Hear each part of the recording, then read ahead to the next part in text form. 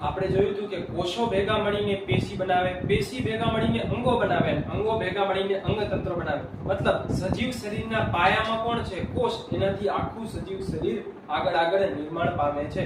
તો એટલે પાઠનું નામ હતું સજીવનો પાયાનો એકમ કોષ. હવે આપણે જોઈશું કે આ કોષ શેનું બનેલ છે. કોષની અંદર એવું તો શું છે જે આખું સજીવ શરીરને ચલાવે છે, બરાબર?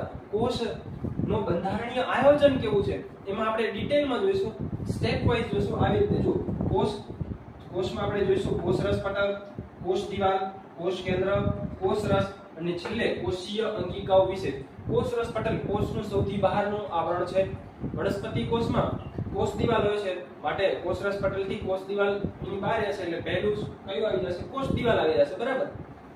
પછી કોષીય અંગિકાઓ વિશે વાત કરશું તો કોષીય અંગિકાઓમાં 6 અંગિકાઓ વિશે આપણે ભણશું. એમાં ER એટલે કે અંતઃકોષ રસજાળ, GB એટલે કે ગોલ્જી બોડી, ગોલ્ગી પ્રસાધન, લાઇસોસોમ્સ, પછી કણાભસૂત્રો એટલે કે માઇટોકોન્ડ્રિયા, પ્લાસ્ટિડ્સ એટલે કે રંજક કણો વિશે ભણશું અને લાસ્ટમાં વેક્યુલ્સ એટલે રસધાનીઓ વિશે ભણશું. જ્યારે તમે રસધાનીઓ સુધી આવશો ત્યારે આપણું આખું ચેપ્ટર એકદમ કમ્પ્લીટ થઈ ગયું હશે અને તમને કોષ વિશે ખાસી એવી જાણકારી હશે, માહિતી હશે, બરાબર? આ છે આપણું સજીવોનો પાયાનો એકમ કોષ. અને આવી રીતે આપણે ભણવાનું છે. પહેલા કોષરસ પટલ, પછી કોષ દિવાલ, પછી કોષ કેન્દ્ર, પછી કોષરસ અને પછી કોષીય અંગિકાઓ.